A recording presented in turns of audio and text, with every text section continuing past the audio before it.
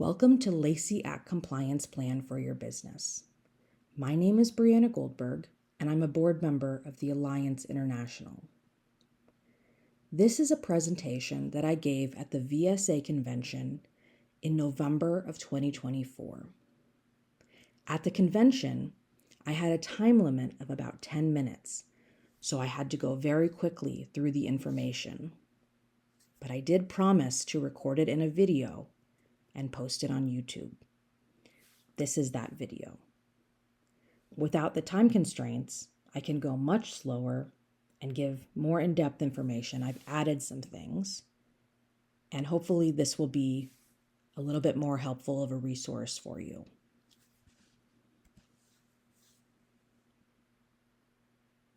In this video, I will share some resources for shops and makers. The first I'll talk about is the PPQ 505 form.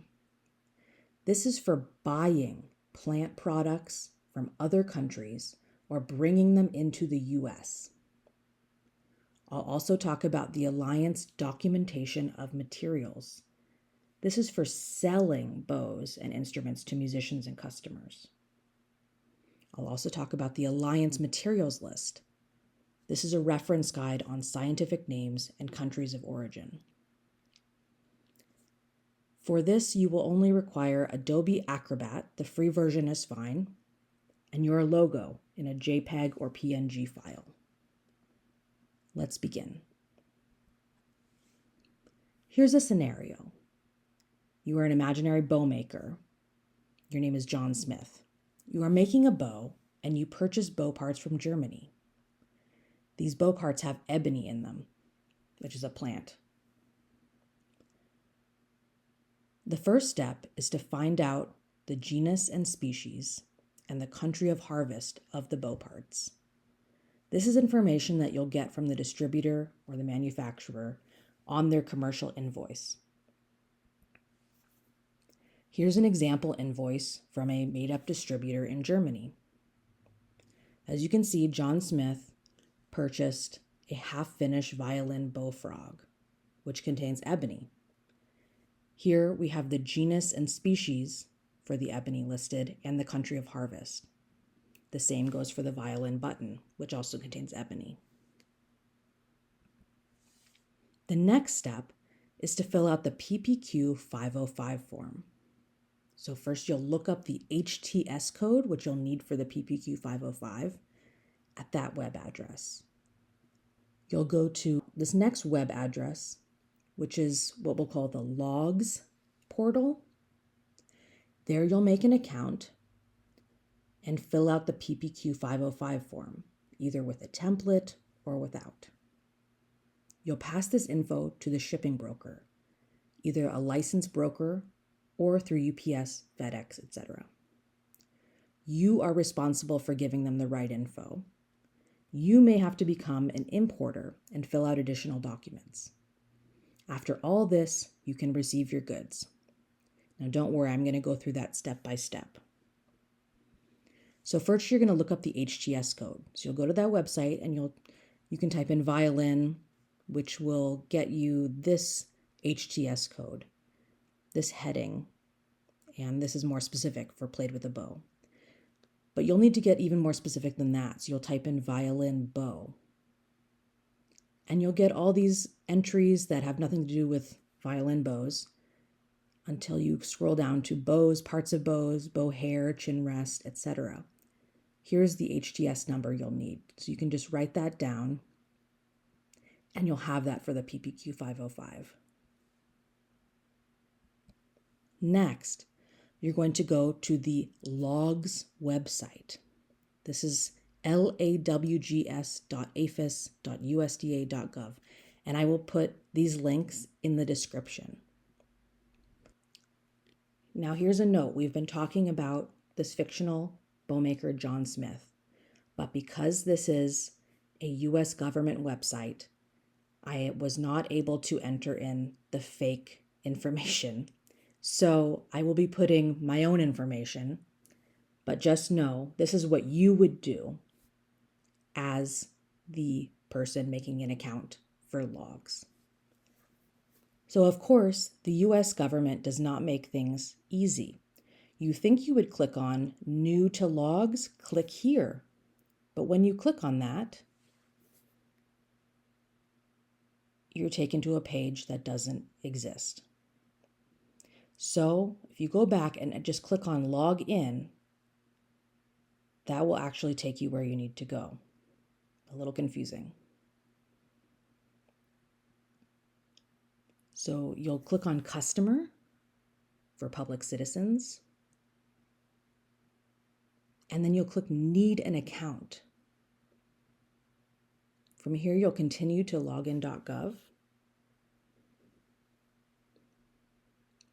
and you'll create an account. So you'll put your email address,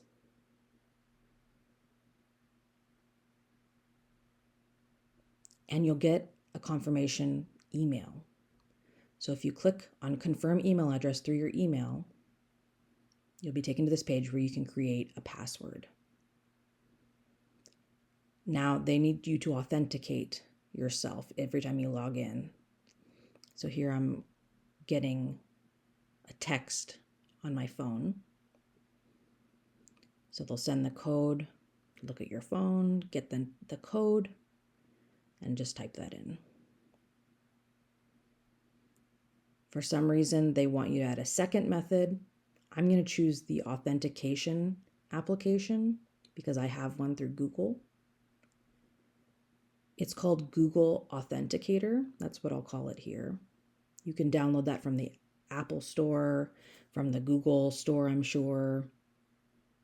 You'll scan that QR code with your phone in the Google Authenticator app. And then the app will give you a code, and it'll keep refreshing every so often. So now I'll agree, continue.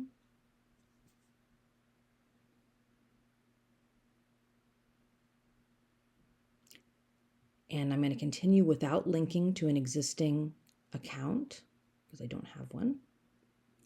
And I'll put my name.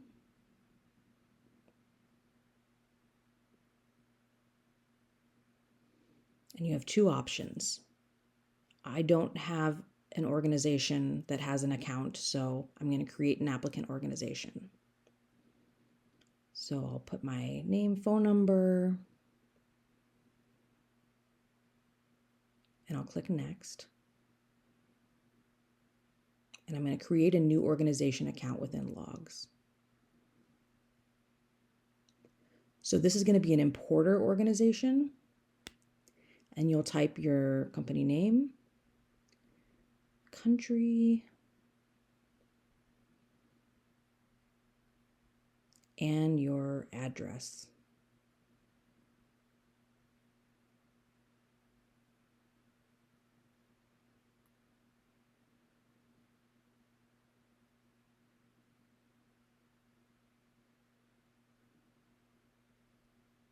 And email address, and click Submit.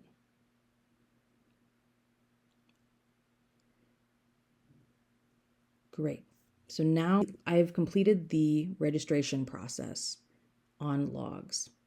So what happens when you click Continue is you're taken to the Logs homepage. From here, you can start to fill out the PPQ 505.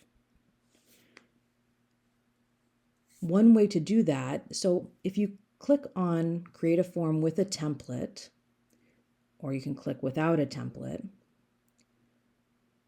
you're going to need the US Customs entry number. So you can't do this until you have a real shipment ready to go. But if you go to the homepage and go to What is New, you can download the merchandise template. It's an Excel template, Excel spreadsheet that you can use to upload your information. So I'm downloading that to my computer. And here it is. This is what the spreadsheet looks like for the template.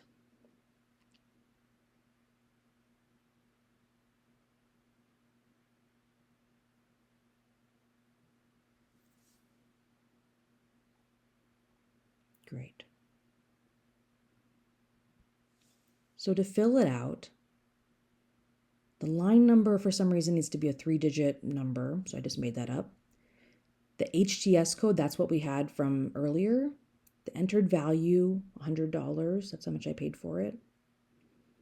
And the description, it's a violin, bow, frog, and button. They're made of ebony, so I put the genus and species of the ebony. Genus and species.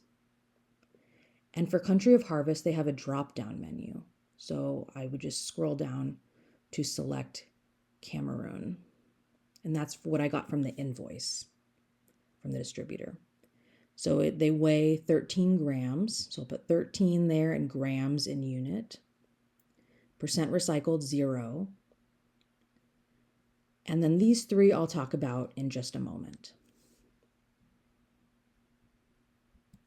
So the old version of the PPQ 505 is this. And I'm just showing you this because it has some information on it that I entered. Some of this will not be relevant anymore, but the entry number, that's the U.S. Customs entry number handled by the shipping company. The container number is from the shipper.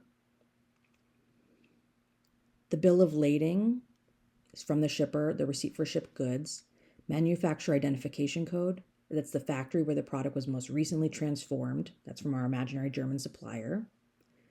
The importer name, that's our fictitious bow maker and his address. And the consignee name, you might not have this. This might be a third party, like a broker, for example. And then this is all the same information that we just discussed on the spreadsheet. Please note that in the logs portal, the PPQ 505 will not look like the form I just filled out. This is the old PDF or paper version. Using this old form will raise red flags for the USDA. You will be scrutinized more. Instead, you can enter the info by uploading the Excel template that we went over previously, uploading that into the logs portal, or you can enter each field separately in the portal. They will not let you go any further if you do not have an official U.S. Customs entry number, so I can't show you any further than that. But just know that is the information that you'll need in there. So the Lacey Act official information is over. This is the next step when you make the bow and you sell the bow to a musician or customer. The info from the PPQ 505 gets passed along to the customer.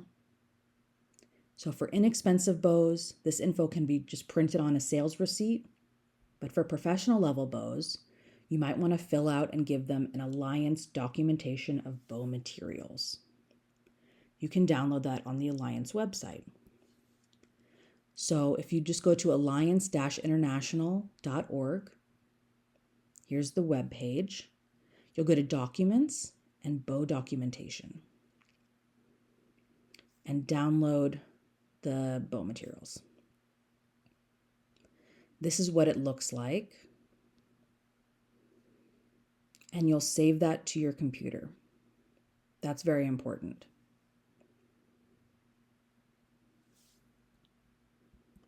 Next, you'll open it up in Adobe Acrobat. So the one you just downloaded, you'll open up. And this is what the form looks like. And here you'll make a template. So you're going to add your logo. So you'll browse your files. And if your file name has logo in it, that makes it easier to find. And then you'll enter in your name and contact information. And then you can save this, and you don't have to enter it every time. You can save it as a template. So you'll go to Save As, select where you want to save it. And at the very end of the file name, type template and save. Now, when you go back into it, you can start typing customer's information. So this is Jane Doe, this is his customer. And then you can save as again. Select where you want to save it. Type the customer's name at the front and erase the word template from the end. and click Save. Now you should have two distinct files. This is the customer one for Jane Doe, and then this is the template, all filled out, just like we had it. So to fill out the actual document, and just note, we've changed the name of this. This is the old title, the Declaration of Bow Materials, to Documentation of Bow Materials, because people were confusing it with the PPQ 505, which is also called a declaration. So just note, this is the old name. So you'll put in the customer information, and then you'll click to add the photo of the head. So you'll go to your photos. There's the head of the bow. You'll click there to add the frog end photo. Again, go down to your photos. There's the frog end. And there you go. Type of bow, it's a violin bow. The year made. The stick length in centimeters. And any identifying marks. So this is branded John Smith. You can also write a little note that it's made with pre-2007 Pernambuco. This is for CITES purposes. So at the bottom, we have these drop-down menus. So we have the materials listed for the different parts of the bow. So here for the faceplate, he used tip shield, and then winding silk. For the leather, goat leather. And this has the scientific names and the countries of harvest for most of these. Ebony, that's what we got from the distributor. The slide was awabi. Metal, sterling silver. And the hair, domestic horsehair. Now you can sign digitally. So if you click there, you can create a new digital ID. And just save to file. You'll type your name and email address.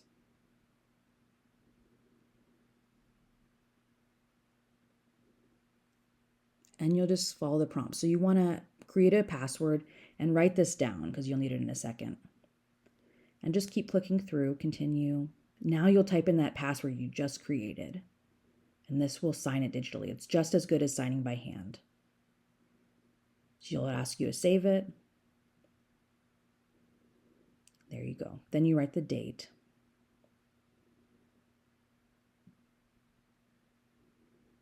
This document can be given to your customer and can accompany the bow through its life so that every owner will know what materials it was made from. Let's say in those drop-down menus that I just showed you, you have a material that is not listed there. You can download the Alliance Materials List, which is a comprehensive list of scientific names and countries to harvest for bow parts. Now, this is a living document, so we're constantly adding materials to this list. But I'll show you how to download it and just an overview of what's on it. So to download it, you'll go back to the website and you'll go to bow documentation and then download the reference guide. From here, you get the reference guide and you'll save it to your computer.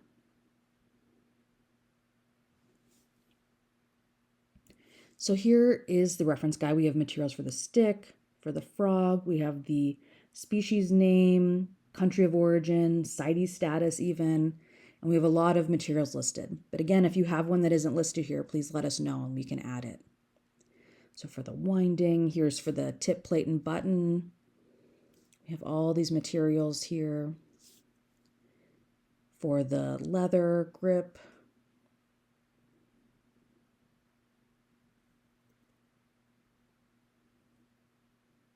Also for the slide and the dot.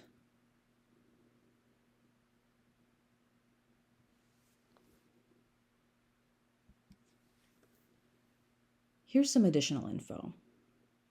The documentation of materials and the materials guide are available for instruments as well as bows on the Alliance website.